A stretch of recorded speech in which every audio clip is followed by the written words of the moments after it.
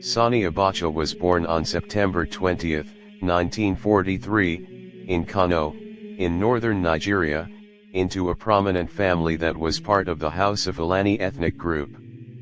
His early life unfolded in the complex social, cultural, and political landscape of northern Nigeria, a region characterized by traditional emirate structures, colonial influence, and emerging post-independence governance. Abacha's upbringing combined elements of traditional Islamic education with exposure to Western-style schooling, reflecting the dual influence of indigenous and colonial educational systems on northern elites.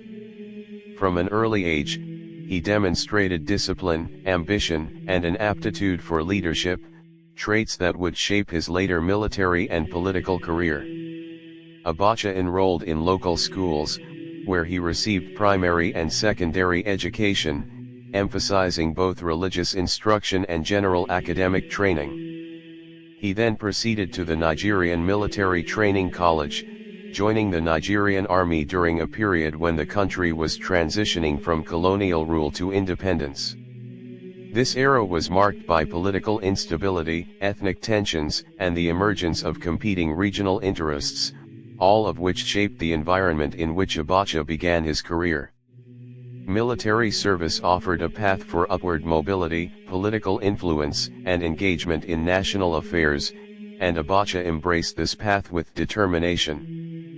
He was commissioned as an officer in the Nigerian Army and participated in a series of military exercises, training programs, and internal security operations that provided both experience and exposure to the organizational, tactical, and strategic aspects of military leadership.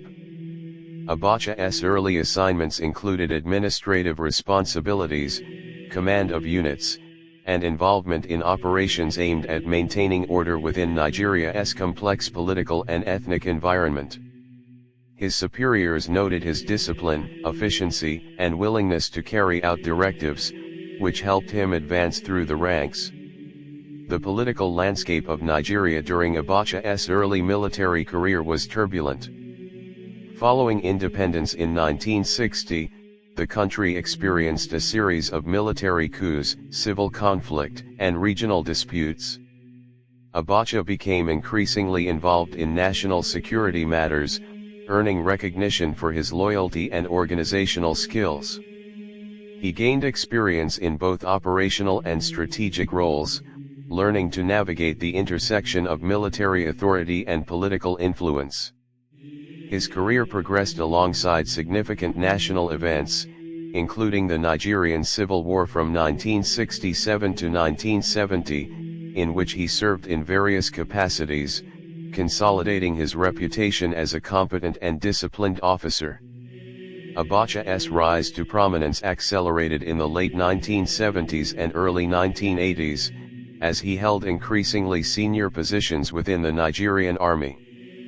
He was known for his administrative competence, strict enforcement of discipline, and loyalty to commanding officers. These qualities positioned him as a trusted figure within the military hierarchy, facilitating his involvement in key national security decisions and internal political developments. He cultivated relationships with other influential officers and developed a reputation for decisiveness, reliability, and strategic thinking. In the mid-1980s, Abacha was appointed to significant positions within the military government, overseeing critical aspects of security, intelligence, and internal administration. His responsibilities included coordinating operations against potential threats to stability, managing personnel within the armed forces, and implementing policies dictated by the ruling military council. During this period, Nigeria was governed by a succession of military regimes, with frequent changes in leadership, political uncertainty, and ongoing ethnic and regional tensions. Abacha's experience and strategic approach enabled him to navigate this environment effectively, gaining both authority and influence within the corridors of power. Abacha was actively involved in political affairs even before formally assuming national leadership. He played a role in internal military councils, contributing to decision-making processes, the selection of senior officers, and the implementation of policies designed to maintain stability and control. His focus on discipline, organizational efficiency, and operational effectiveness contributed to the consolidation of his personal influence within the military.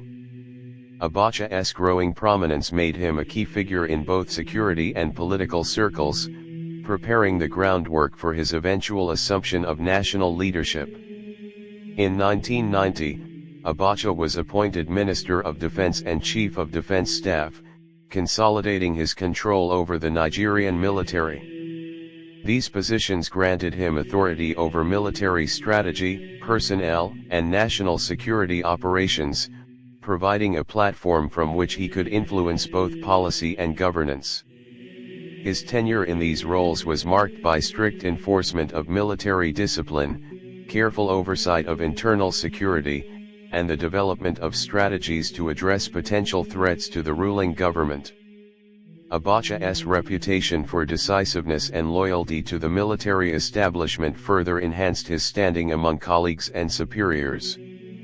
The early 1990s in Nigeria were a period of political transition and uncertainty, with ongoing debates about democratization, governance reform, and the role of the military in national affairs. Abacha's growing influence in the military allowed him to position himself strategically, maintaining control over critical security apparatuses and ensuring that he could act decisively if circumstances required. His experience in both administrative and operational military roles provided him with the knowledge and authority to assert leadership over the armed forces and, ultimately, the nation. Abacha's eventual rise to national leadership occurred in 1993 following the annulment of the Nigerian presidential election. This election had been widely regarded as a turning point in Nigeria's democratic development, but its annulment created a power vacuum, political instability, and a heightened risk of civil unrest. Abacha, leveraging his control over the military and his strategic positioning within the government, assumed power as head of state. His accession was facilitated by a combination of loyalty from senior officers, organizational authority over security forces, and the political disarray resulting from the annulled election. Upon assuming power, Abacha immediately implemented policies to consolidate authority, maintain stability, and ensure loyalty among military and civilian officials. He centralized decision-making, strengthened the intelligence and security apparatus, and appointed trusted officers to key positions. These measures reflected his understanding of the importance of control, discipline, and strategic oversight in governing a nation with significant ethnic, political, and regional diversity. Abacha's approach combined decisive action with a focus on organizational efficiency, enabling him to maintain power and implement national policies effectively. Abacha's early period in office was marked by efforts to stabilize Nigeria politically, economically, and socially. He sought to manage the complex challenges of a diverse country, including regional tensions, economic instability, and demands for democratization. His administration prioritized the enforcement of law and order, the regulation of political activity, and the consolidation of authority within the executive and military branches. These policies reinforced central control and established a foundation for his continued rule, demonstrating both strategic calculation and an emphasis on authority as a tool for governance. Abacha's personal traits, including discipline, strategic thinking, and decisiveness, were critical to his rise and consolidation of power. He combined experience in military administration with political acumen, enabling him to navigate complex challenges and maintain authority. His early career and path to national leadership illustrate the interplay of personal skill, historical circumstance, and political opportunity in shaping both his trajectory and the broader governance of Nigeria. The later years of Sani Abacha's rule were marked by the consolidation of power, strict enforcement of authority, and the pursuit of policies aimed at controlling Nigeria's political, economic, and social landscape. Following his rise to national leadership in 1993, Abacha focused on maintaining the supremacy of the executive, regulating political activity, and managing internal dissent. He used his extensive control over the military, intelligence, and security apparatus to enforce loyalty, suppress opposition, and ensure that the federal government retained authority across Nigeria's diverse regions. Abacha's administration was characterized by a strict approach to governance, emphasizing obedience, discipline, and centralized decision-making. Regional governors, military officials, and civil servants were expected to comply fully with directives from the central government. Those who challenged or resisted the regime faced dismissal, detention, or other punitive measures. By controlling personnel appointments, monitoring regional activities, and maintaining a network of loyalists, Abacha ensured that the structures of government operated in alignment with his objectives. This system of centralized authority allowed him to exercise influence over the political, economic, and social spheres of Nigeria. Economically, Abacha's government pursued policies aimed at maintaining stability, controlling public resources, and overseeing key sectors. Nigeria's economy during his rule faced challenges including fluctuating oil prices, currency instability, and infrastructure deficits.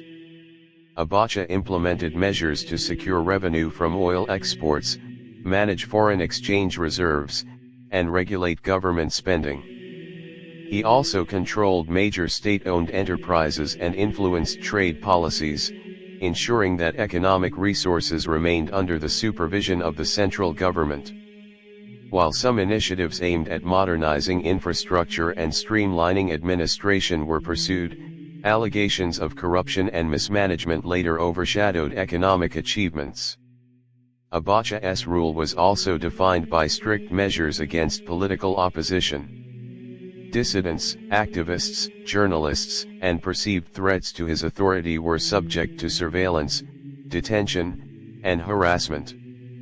High-profile political opponents and advocates for democratic reform were imprisoned or placed under house arrest, while pro-government organizations and loyalists were promoted. The regime employed both legal mechanisms and extra-legal measures to neutralize challenges, creating an environment in which political dissent was risky and often suppressed. These measures reinforced Abacha's authority but drew criticism from international observers and human rights organizations. In addition to domestic control, Abacha actively engaged in foreign relations to safeguard Nigeria's sovereignty, secure international support, and manage Nigeria's image abroad. He navigated relationships with neighboring African countries, Western powers, and international organizations, balancing strategic interests with the need to maintain domestic authority. Abacha used diplomatic channels to negotiate trade agreements, participate in regional organizations, and project Nigeria's influence, while simultaneously resisting external pressure for political liberalization. His foreign policy reflected a combination of pragmatism, strategic calculation, and protection of national interests as defined by the central government. Military and security policy continued to be a central aspect of Abacha's governance. He maintained a large standing army, intelligence services, and paramilitary units, ensuring that both internal and external threats could be monitored and countered effectively. Military discipline, loyalty, and readiness were enforced rigorously, and the regime frequently used security forces to maintain public order, manage unrest, and reinforce central authority. This militarized approach to governance created a system in which the state could respond quickly to dissent, regional instability, or potential coups, reinforcing Abacha's position as the dominant political and military figure in Nigeria. Abacha's relationship with the judiciary, media, and civil society was also tightly controlled. Legal institutions were influenced to support the administration's objectives, while censorship, monitoring, and regulation limited critical reporting and opposition activity. By managing these institutions, Abacha ensured that public discourse and legal interpretation aligned with the priorities of the regime. This approach strengthened centralized authority but restricted freedoms of expression, assembly, and political participation, creating a climate in which the executive branch dominated all aspects of governance. Infrastructure development, public services, and social programs were pursued selectively under Abacha's rule. Initiatives included investments in roads, government buildings, and state facilities, often with an emphasis on projects that enhanced administrative or military capacity. Health, education, and welfare programs were managed under central control, reflecting both the priorities of the regime and limitations in resource allocation. While some improvements were achieved, the overall distribution of services was influenced by political considerations, with loyal regions and constituencies often receiving preferential attention. Abacha's administration faced allegations of large-scale corruption, with estimates suggesting significant diversion of public funds during his tenure. These allegations involved embezzlement of oil revenues, manipulation of government contracts, and misappropriation of foreign aid. Investigations conducted after his death revealed complex networks of financial control, involving both domestic and international entities. The scale of alleged corruption contributed to Nigeria's economic challenges, weakened public institutions, and influenced subsequent reforms in governance and financial oversight. Despite the criticisms, Abacha's rule maintained internal stability and preserved the central authority of the Nigerian state during a period of political uncertainty. His enforcement of discipline, control of the military, and management of regional affairs prevented widespread fragmentation, uprisings, or challenges to central authority. This stability allowed for continuity of government functions, maintenance of public order, and the exercise of executive authority across the country. While the methods employed were often harsh, they reflected a strategic understanding of power consolidation and statecraft in a complex and diverse national context. Abacha's tenure also had lasting impacts on Nigeria's political culture.